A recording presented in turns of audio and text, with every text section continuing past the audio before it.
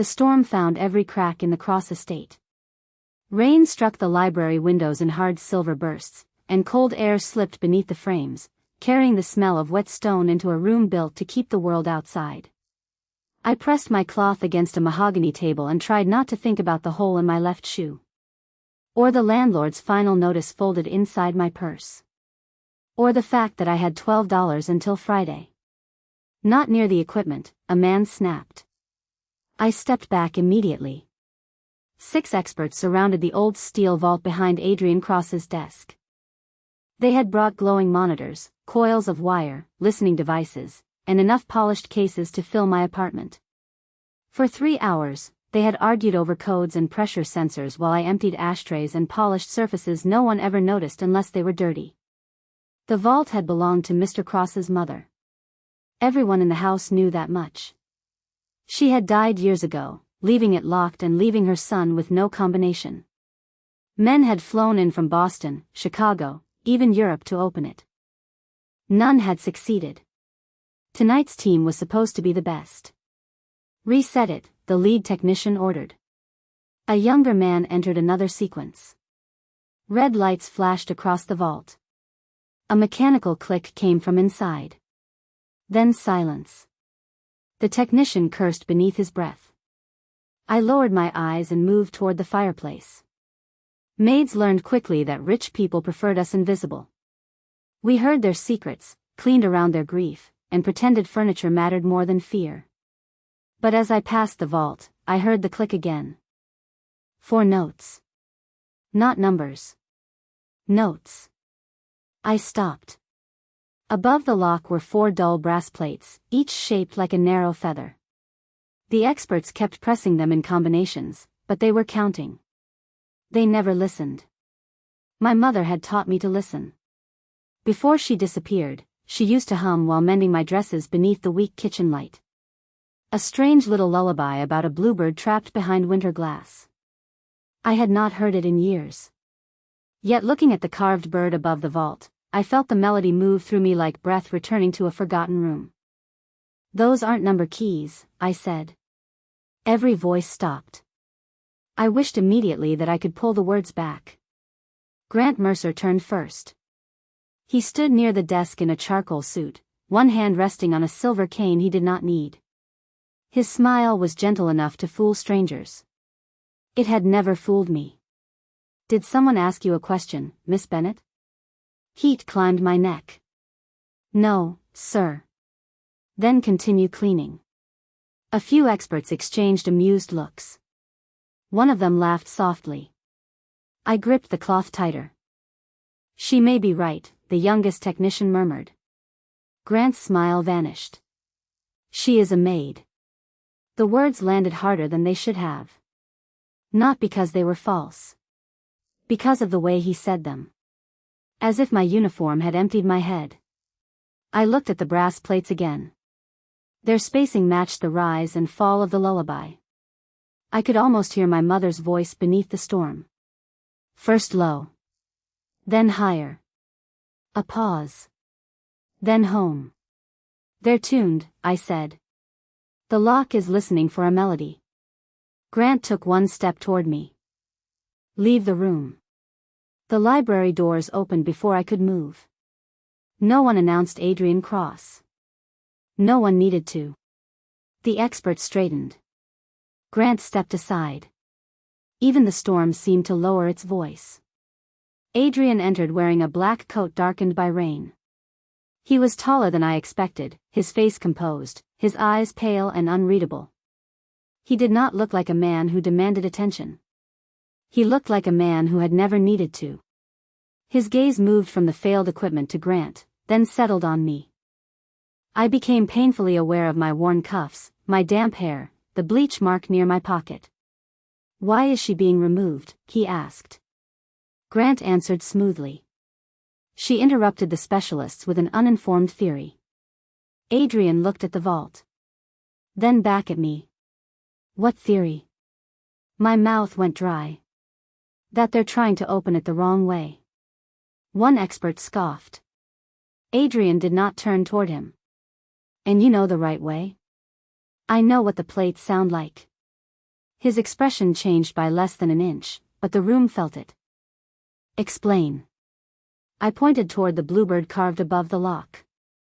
It's part of a song. For the first time, something flickered behind his eyes. Not belief. Recognition. He walked toward me slowly, stopping close enough that I could see rain clinging to the shoulders of his coat. You have heard that song before? He asked. I thought of my mother's hands. Her tired smile. The last night she tucked me into bed and promised she would return before morning. Yes. Adrian stared at me as though the single word had opened something far more dangerous than steel. Then he turned to the experts. Step aside. Grant's cane struck the floor. Adrian, this is absurd. Adrian ignored him. The men moved away from the vault. Every eye followed me as he gestured toward the brass plates. Miss Bennet, he said, his voice quiet enough to make my heartbeat sound enormous, you have 1 minute. The first second disappeared beneath the sound of my own pulse. I stepped toward the vault. Up close, the brass plates were colder than I expected. Each one carried a different scratch pattern, worn smooth where fingers had touched them over the years. The experts had treated those marks as damage. They were instructions. I placed 2 fingers against the lowest plate and closed my eyes. The library vanished. For one breath, I was 7 years old again, sitting beneath our kitchen table while my mother stitched a torn sleeve. Her voice had always been soft at the beginning of the song. Almost afraid of being overheard. A bluebird waits where winter sleeps. The first plate answered with a muted tone. Someone behind me shifted. I touched the second. Higher. Then the third. Nothing happened. A red light blinked above the lock. 28 seconds. My stomach tightened. The melody in my memory did not continue evenly. My mother used to stop halfway through. Not because she forgot. Because she listened. I leaned closer. Behind the steel came a faint rotating sound, like a clock deciding whether to move forward. The youngest technician whispered, "It's responding." Grant silenced him with a look. I ignored them both. The storm pressed against the windows. Thunder rolled above the roof, but beneath it I heard another sound from the vault. 2 clicks. A pause. Then 1. The machine was not waiting for the next note. It was asking for the first one again. I pressed the lowest plate, then the final plate. The red light turned white. 53 seconds. A deep mechanism shifted inside the wall. Metal bolts withdrew one after another, each sound heavier than the last. No one spoke. The vault door opened 3 inches. Cold air escaped through the gap, carrying the scent of dust, old paper, and something faintly floral. Adrian Cross did not move. That frightened me more than anger would have. The men around him stared at the open door as if I had broken the laws of nature. One expert slowly removed his glasses. Another looked down at the equipment he had spent hours assembling. Grant's hand closed around the head of his cane. I stepped away from the vault. I only recognized the pattern, I said. My voice sounded too small for the room. Adrian's eyes remained on the white light above the lock. That melody, he said at last. Who taught it to you? There was no command in his voice now. Only something tightly restrained. My mother. His gaze lifted to mine. The silence changed. For the first time since he entered, the power in the room did not feel like it belonged entirely to him. He approached the vault and pulled the door fully open. The interior was smaller than expected. No stacks of money. No jewels. No weapons. Just 3 objects placed on a black velvet shelf. A brass key. A torn page covered in faded columns of dates. And a photograph burned along one edge. Adrian reached for the picture, but stopped before touching it. His hand hovered in the air. I saw the smallest tremor in his fingers. It lasted less than a second. Then he withdrew his hand and looked at me. You opened it, he said. You take it out. I should have refused. Instead, I reached into the vault. The photograph was brittle and warm from the internal mechanism. It showed two women standing beside the estate's greenhouse. One face was partly destroyed by fire. The other woman had been turned away from the camera. A handwritten sentence ran across the white border. My breath caught. The room tilted beneath me. Adrian moved before I fell. His hand closed around my elbow, not hard, not possessive. Steady. What is it? He asked. I could not answer. I knew the narrow curve of the letters. The uneven pressure where the pen had almost torn the paper. I had seen that handwriting on birthday cards, grocery lists, and the final note left beside my empty breakfast plate. I turned the photograph over. 3 words were written on the back. Trust the bluebird. My fingers began to shake. Adrian's grip tightened just enough to keep me standing. I looked up at him, and for one unguarded moment, the feared man before me looked as lost as I felt. My mother wrote this. Adrian released my arm only after he was certain I could stand. Then he cleared the library. The experts left first, gathering their useless machines without meeting my eyes. Grant remained beside the desk, his expression sharpened by something colder than embarrassment. She should not be alone with those materials, he said. Adrian placed himself between Grant and the open vault. That wasn't a request. Grant's jaw tightened. He left without another word. The doors closed. A lock turned on the other side. I stared at it. Adrian noticed. No one will enter. That isn't what worries me. His eyes settled on my face. You think I intend to keep you here? I think men like you rarely close doors for someone else's comfort. The words escaped before caution could stop them.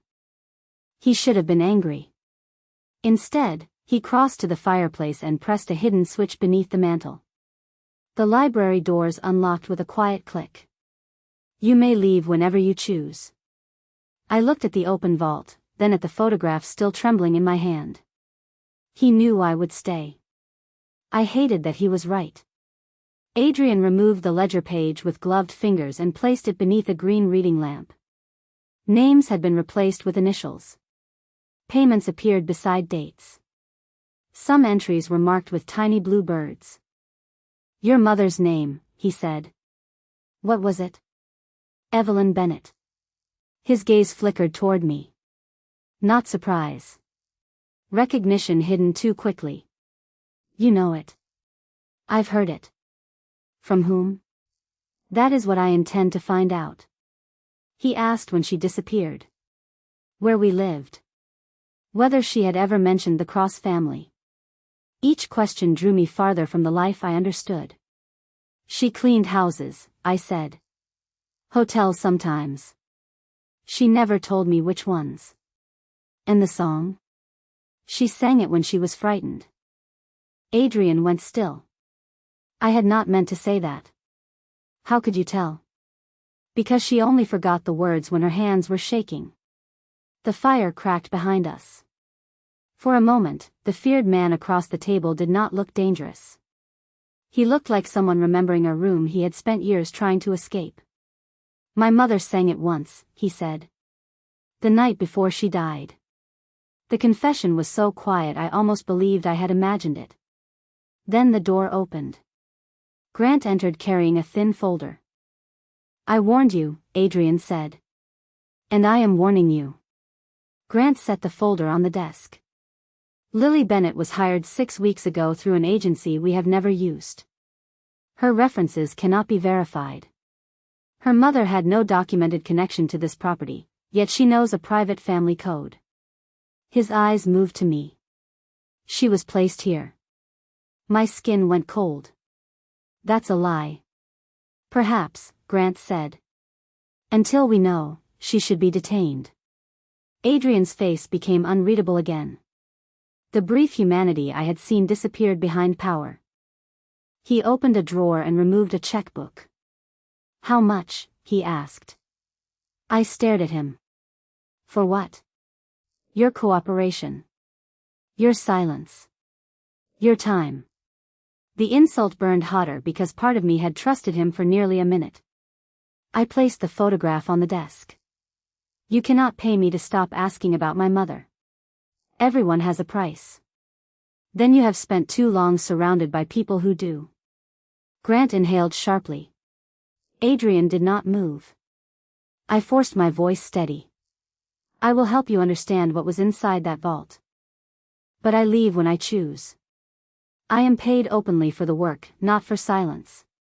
And anything you learn about Evelyn Bennett comes to me first. You're giving me conditions? I'm giving you the only way I stay. Something shifted in his expression. Not offense. Respect. Agreed, he said. Grant turned toward him. Adrian, leave us. This time, Grant obeyed. Adrian slid the ledger beneath the lamp. Near the bottom, one date had been circled twice. October 17th. Beside it stood two initials. E. B and M. C. Adrian's mother had been Margaret Cross. He opened a locked cabinet and removed an official death record. My breath stopped when he placed it beside the ledger. Margaret Cross had died on October 17th. The same date my mother vanished. Adrian looked at me across the green pool of lamplight. Our mothers disappeared from this house on the same night. By dawn, the storm had moved beyond the estate, leaving the windows pale with rain and the grounds drowned in silver mist. Adrian did not send me back to the servants' quarters. Instead, he led me upstairs. Two men in dark suits waited outside a guest room larger than the apartment where I had grown up. Fresh clothes had been placed across the bed. A breakfast tray rested beside the fireplace. You'll stay here, Adrian said. I looked at the guards. For my safety? Until I understand who brought you into this house. The softness I had heard in the library was gone. He had turned concern into an order because orders were the only language he trusted. I agreed to help you, I said. I did not agree to become a prisoner with better sheets. His jaw tightened. The gates are being watched. Then tell me the danger.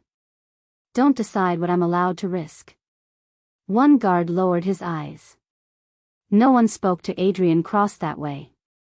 I could feel it in the silence. He studied me for several long seconds. Then he turned toward the men. Leave this floor. They obeyed immediately. Adrian removed a plain steel room key from his pocket and placed it in my palm. The room locks from inside. The eastern staircase leads directly to the courtyard. No one stops you without my permission. I closed my fingers around the key. It was not an apology. But it was the first order he had ever withdrawn for me. 3 hours later, we entered the estate archives beneath the western wing. The room smelled of dust, leather, and damp stone. Shelves climbed toward a vaulted ceiling, filled with ledgers no one had opened in decades. Adrian searched official records. I searched the things powerful people ignored. Laundry schedules. Pantry lists. Repair notes. Servants' maps marked in fading pencil. My mother had taught me that houses told the truth through what needed cleaning. Near the bottom of an inventory page, I found a tiny bluebird drawn beside the words East Passage lamp. There, I said. Adrian leaned over my shoulder. His sleeve brushed mine. Neither of us moved away. The mark appeared again on an old maintenance map, then beside a list of greenhouse tools. They form a route, I whispered. A route used by staff, he said. Not by the family. We followed it through a narrow door hidden behind a tapestry. The passage beyond was barely wide enough for one person. Pipes ran along the ceiling. Dust coated the floor except where recent footprints had disturbed it. Adrian noticed them too. Someone still uses this. He moved in front of me. I touched his arm before he could continue. You promised not to decide for me. He looked down at my hand. Then stepped aside. We walked together. Halfway through the passage, I found another bluebird carved into the wall beneath a rusted lamp bracket. Adrian traced it with one finger. My mother knew every housekeeper by name, he said. My father considered that weakness. What did you think? I thought she trusted people who had no reason to flatter her. His voice had changed again. Not weaker. Tired. She used to disappear into these halls when they argued, he continued. I believed she was hiding. Maybe she was preparing. He looked at me, and something unspoken passed between us. Two children who had mistaken silence for abandonment. The passage ended behind the old greenhouse wall. Inside, dead vines clung to shattered glass. Morning light fell across the floor in broken pieces. The final bluebird had been etched beneath a wooden workbench. We pushed it aside and uncovered a narrow compartment. Inside lay another photograph. Adrian lifted it carefully. The same two women stood near the greenhouse doors. This time, both faced the camera. My mother was younger, but I knew her immediately. Beside her stood Margaret Cross. They were holding hands. A third person had once stood between them. Someone had cut that figure from the photograph with such precision that only an empty human shape remained. Behind us, a floorboard creaked. I turned toward the passage. For half a second, I saw the silver tip of Grant Mercer's cane disappear into the darkness. Adrian moved before I could call out. He crossed the greenhouse in 3 strides and pulled open the hidden door, but the passage beyond held only darkness and the fading rhythm of footsteps. Grant, I said. Adrian stood motionless, one hand against the frame. He knows we found this. Then why run? His eyes returned to the photograph. Because he knows what was removed. We carried it back to the archives, but the room no longer felt abandoned. Every shadow seemed occupied. Every closed cabinet looked disturbed. Adrian locked the doors and spread the photograph, the ledger page, and the maintenance map across a long oak table. I studied the old housekeeping entries while he searched the official records. Hours passed. Sunlight crawled across the floor, then disappeared behind gray clouds. The answer came from a mark so ordinary no expert would have noticed it. A small triangle beside 3 entries. I had drawn the same symbol hundreds of times on cleaning sheets. These aren't payment codes, I said. Adrian looked up. What are they? Room conditions. I turned the ledger toward him. A triangle means a space was cleaned but not reset. Something had to remain untouched. The marked entries corresponded to the greenhouse, the private library, and a service stair beneath Margaret Cross's rooms.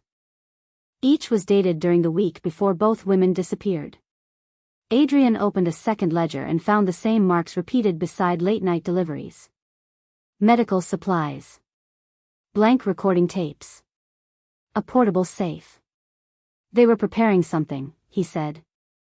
Not hiding money. The truth settled between us with quiet weight. The vault had not been built to protect wealth. It had been built to preserve evidence. Adrian leaned against the table, his face stripped of its usual certainty. My mother believed someone inside this house would destroy whatever she left behind. Someone powerful enough to alter the records. His gaze met mine. Someone she trusted. For one dangerous moment, we stood on the same side of the mystery. Not employer and maid. Not feared man and frightened woman.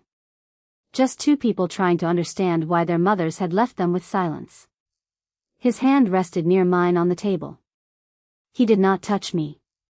That restraint affected me more than contact would have.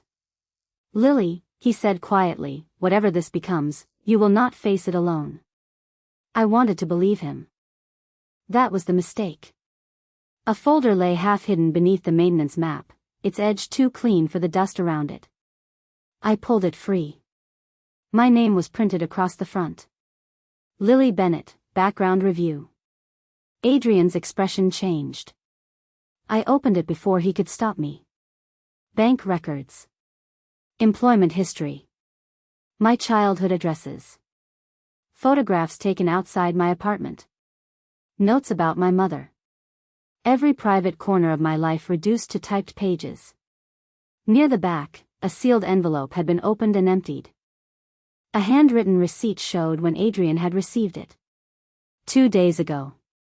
You investigated me before I agreed to help you. After you opened the vault. That does not make it better. You appeared inside my home knowing a code connected to my dead mother. And you promised that anything about Evelyn came to me first. His silence answered before he did. There was information in that envelope, I said. Yes. About my mother? His jaw tightened. Yes. The betrayal felt strangely cold. Not dramatic. Not loud. Just a door closing inside me. Why didn't you tell me?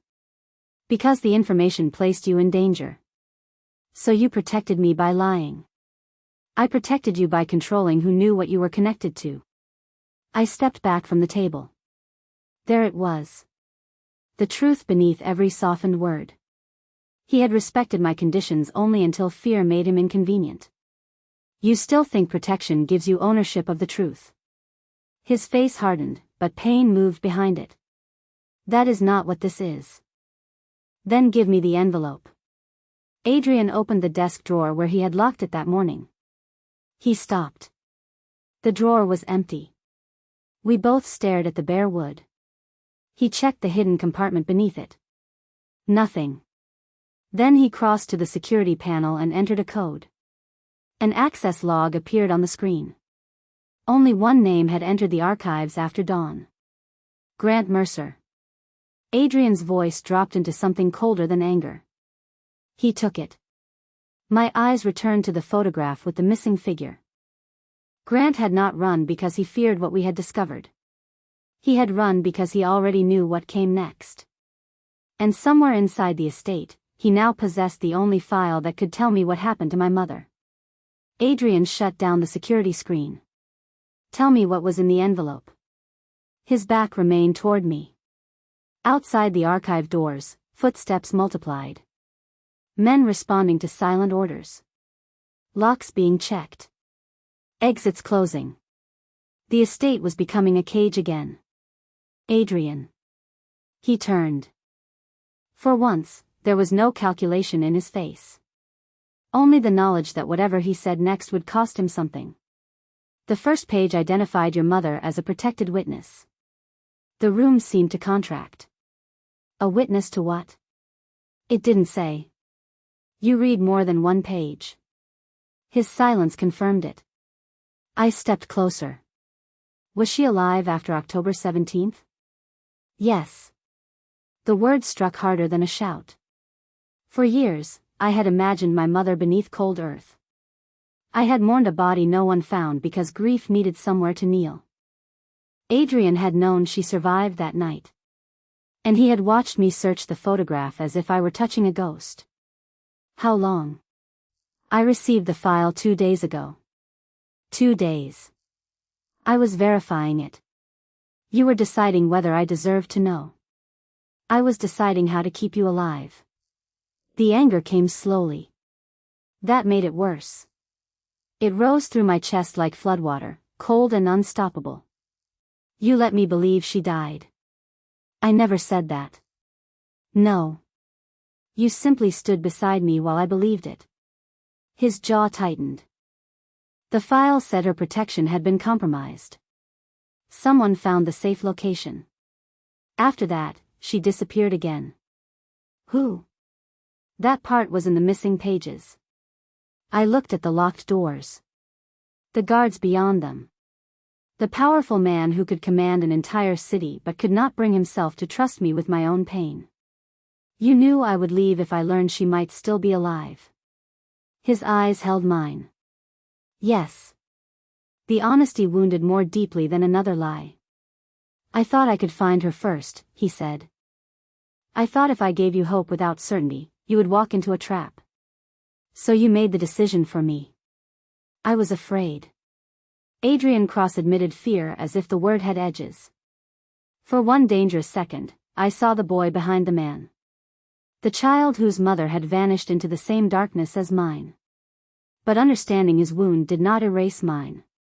You don't get to turn fear into permission. His voice lowered. What do you want me to do? Open the doors. He did not move. Our agreement is over, I continued. No guards. No guest room. No one following me.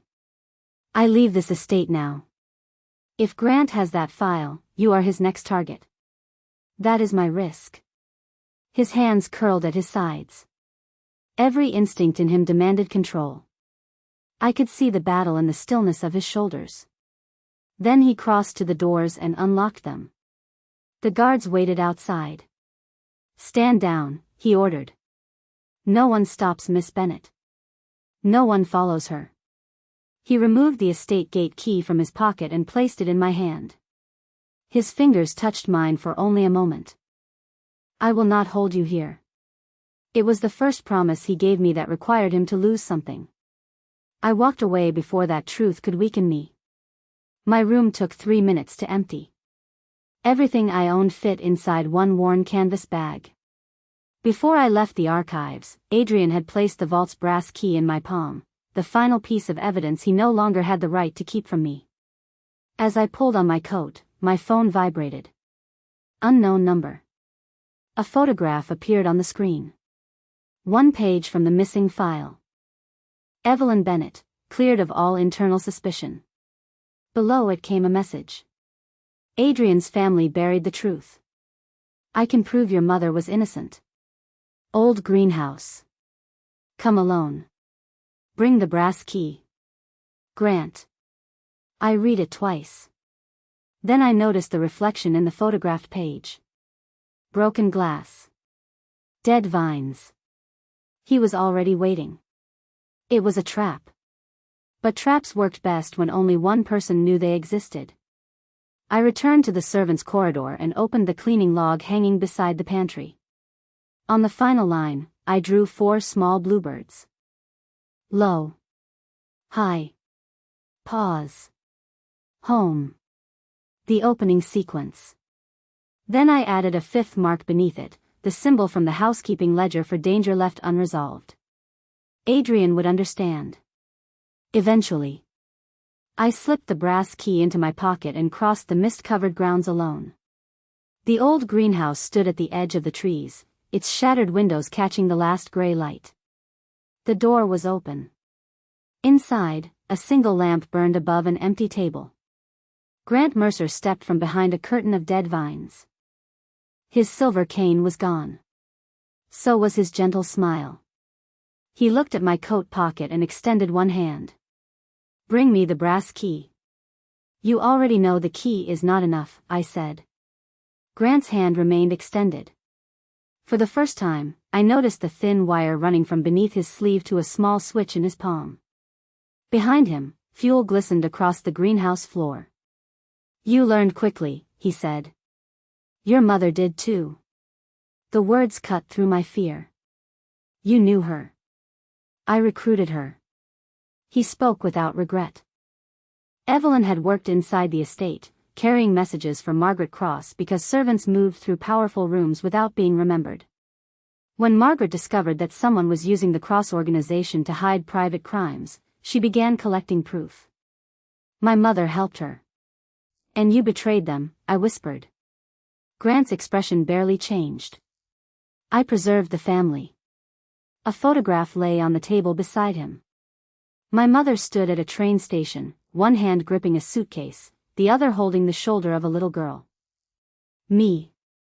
She escaped that night, Grant said. Margaret did not. My throat closed. What happened afterward? Give me the key. He still did not understand. The brass key had teeth, but the vault mechanism had required music. Margaret had never trusted a single object with the whole truth. I reached into my pocket slowly. A sound came from outside. Not footsteps. A car door closing. Grant smiled. You left him a message. The greenhouse lights died. Darkness swallowed us. Then emergency lamps flashed red along the floor. Adrian entered through the broken western doors alone. No guards. No weapon visible. Grant pressed the switch. Steel shutters dropped over the exits with violent crashes. At the same moment, a sharp chemical smell filled the air. Adrian looked at the fuel, then at me. "You came alone," I said. "You asked me to." The answer broke something inside me. Grant raised a pistol from beneath his coat and aimed it at Adrian. "Put the key on the table, Lily." I did. "Now show me how Margaret intended to use it." "I don't know." Grant's face hardened. "Your mother died protecting that knowledge." The world stopped. He had said died. Not disappeared. Adrian took one step forward. Grant shifted the gun toward me. Another step, and she learns how faithfully history repeats itself. Adrian froze. I had never seen power leave a man so completely. His name could empty streets. His orders could move armies. None of it could cross the 12 feet between us. Grant forced Adrian to choose. The file or my life. Adrian looked at the papers on the table. Then at me. "Burn them," he said. Grant blinked. "All of them. The photographs. The file. Whatever you want." Years of searching. His mother's final truth. The foundation of everything he had inherited. He surrendered it without bargaining. "For her?" Grant asked. Adrian's voice was raw. "For the choice I should have given her from the beginning." Grant turned toward the fuel can. That was his mistake. I kicked the old service lever beneath the table. The greenhouse fire doors slammed down between Grant and Adrian. Sprinkler pipes burst overhead, flooding the floor in freezing water. I grabbed the file as Grant fired through the metal partition. The shot struck the electrical box. Sparks rained over us. Adrian forced his fingers beneath the fire door and lifted. Blood appeared across his knuckles. "Go," he shouted. The passage behind the vines was open. I could escape with the file. But Adrian's strength was failing, and smoke had begun pouring from the ruined wiring. For one terrible second, I saw my mother at the train station. Proof in one hand. A child in the other. I finally understood what she had chosen. I dropped the file inside my coat and ran back. Together, Adrian and I forced the door high enough to crawl beneath it. He shielded me when the glass roof fractured. I guided him through the service tunnel while Grant's footsteps vanished in the confusion behind us. We emerged inside Margaret's private study. Adrian collapsed against the desk, breath uneven. The brass key was still clenched in my hand. A bluebird had been carved beneath the lowest drawer. I inserted the key. A hidden compartment opened. Inside rested a sealed statement in Margaret Cross's handwriting. Adrian looked at me. I broke the seal. The first line read, "If this has been found, then the man who betrayed Evelyn and me is still standing beside my son." Margaret's statement was only 3 pages long. It destroyed 30 years of lies. Grant Mercer had not protected the Cross family. He had used it. He had redirected money through companies Adrian's father never examined, then silenced anyone who noticed. When Margaret discovered the records, she asked my mother to help copy them because no one watched a maid carrying laundry through locked corridors. Years later, Grant quietly routed my application to the Cross estate, hoping to discover whether Evelyn had passed the Bluebird code to me. Evelyn Bennett had not betrayed the Cross family. She had tried to save it. Margaret had taught her the Bluebird sequence so the evidence could be opened only by someone she trusted. My mother carried that code home as a lullaby and placed it inside my memory. Margaret arranged for my mother and me to leave the city. Grant intercepted the plan. He altered the ledgers, framed Evelyn as a thief, and engineered Margaret's death to look like an accident before she could expose him. The statement ended with a warning. Grant will teach my son that control is the same as safety. If Adrian believes him, then Grant will inherit more than our empire. He will inherit my child. Adrian read that sentence twice. His face did not change. But his hand closed around the edge of the desk until the wood creaked. "He raised me," he said. I understood then. Grant had not merely stolen money or buried evidence. He had shaped the man Adrian became. Every locked door. Every withheld truth. Every instinct to protect by controlling. All of it had been planted by the person who destroyed our mothers. By nightfall, the Cross leadership stood inside the library. The broken vault remained open behind Adrian's chair. Grant had been found near the eastern gate. His coat was soaked, his usual composure restored.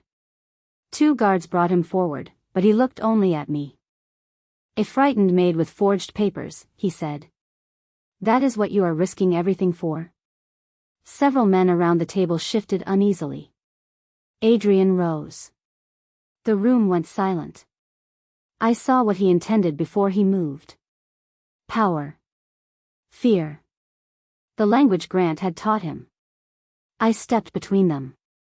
"No," Adrian's eyes found mine. "If you silence him," I said, "he becomes another secret buried by a cross." Grant smiled faintly. He thought mercy made me weak. I placed the 2 photographs beneath the library lamp. Then the ledger. The brass key. Margaret's statement. "The bluebirds are not decoration," I said. "They are an authentication sequence." Each mark corresponded to a location in the servants' passages. Each location contained part of the same record. The handwriting, dates, and maintenance symbols confirmed one another. Grant attacked the only thing he believed no one would defend. My worth. "She cleaned floors," he said. "She has no training." "No," I answered. "That is why Margaret trusted my mother. Men like you never notice the women cleaning up after you." His expression cracked. "Only slightly." "Enough." I showed the final photograph to the room. The figure cut from between our mothers had worn a signet ring. Its crest remained visible in the glass reflection behind him. Grant's hand moved instinctively toward his bare finger. Adrian noticed. Everyone did. The lie collapsed without violence. Adrian looked around the table at the men who depended on his empire. Then he placed Margaret's statement on top of the financial records. "Release everything," he ordered. One advisor went pale. "The legitimate businesses will survive. The rest will not." "I know. You could lose half of what your family built." Adrian's gaze moved to me. "My family did not build it. Grant built it from their silence." He ordered my mother's name cleared publicly. Every compromised account would be surrendered. Every victim identified in Margaret's records would receive restitution. The room emptied slowly. Grant was taken away without Adrian touching him. When only we remained, Adrian stood beside the chair that had once made every person in the house afraid. "I kept your truth because I feared losing you," he said. "I nearly became the man she warned me about." I could not give him forgiveness simply because he had finally chosen correctly. So I walked toward the open doors. He did not command me to stop. He did not offer money. He did not send guards. I reached the corridor before I heard his footsteps behind me. Adrian Cross had left his empire, his chair, and every weapon of authority inside the library.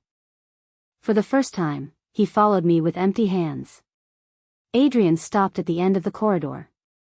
He did not reach for me. "I'm not asking you to stay," he said. Rain whispered against the tall windows behind him. The same sound that had filled the library on the night I opened the vault. "What are you asking?" "For the chance to become someone who no longer needs locked doors." I looked at the man who had once believed protection meant possession. Then I opened the front door myself. "Start by letting me leave." He stepped aside. 3 months later, Evelyn Bennett's name appeared in every newspaper that had once repeated Grant Mercer's lies.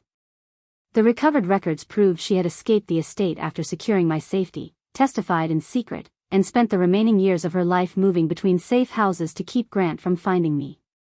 She had died when I was 12. Not alone. Not ashamed. A nurse's letter found inside the final file said she kept a photograph of me beside her bed and hummed the Bluebird song when the pain became too strong. I read that letter once. Then again. For the first time, grief did not feel like an empty room. It felt like a door closing gently. The Cross estate changed after the truth became public. The illegal accounts were surrendered. Families named in Margaret's records received restitution. Men who had mistaken Adrian's silence for permission discovered that his new rules were harder than his old ones. No threats. No hidden debts. No obedience purchased through fear. He lost buildings, allies, and nearly half his fortune. He never complained to me about the cost. I did not return as a maid. The West Wing became an archive for the workers whose lives had been erased from the family history. Housekeepers. Drivers. Nurses. Gardeners. Women who carried secrets through rooms where no one bothered to learn their names. Adrian offered to fund it. I made him sign a contract giving me complete control. He read every page. Then asked where to sign. That was how he changed. Not with one grand apology. With small permissions he no longer assumed belonged to him. He knocked before entering my office. He asked before sending a car. He listened when my answer was no. And when danger appeared, as it sometimes did around the remains of his old world, he told me the truth before offering protection. One winter evening, I found him waiting in the restored greenhouse. The broken glass had been replaced, but one original pane remained above the workbench. The bluebird etched into its corner caught the sunset. Adrian held out the brass key. This belongs to you. It belonged to our mothers. They left it for the person who could understand what it opened. I closed my hand around it. You still think it opened the vault? His mouth curved slightly. No, I placed the key inside a display case between Evelyn's photograph and Margaret's final statement. Then I turned toward him. He did not ask me to forgive him. He did not ask me to belong to him. He simply waited. So I stepped closer by choice. His hand lifted, then stopped before touching my face. May I? The question carried more weight than every command he had ever given. Yes. His palm rested against my cheek with a gentleness that made my chest ache. Outside, snow began to fall over the city he once believed he ruled. Inside, I hummed the first 4 notes of the Bluebird song. Low. High. Pause. Home. It had taken me less than 1 minute to open his mother's vault. It took Adrian much longer to understand that a human heart was never meant to be unlocked by force. Only by truth. Only by patience. Only by leaving the door open.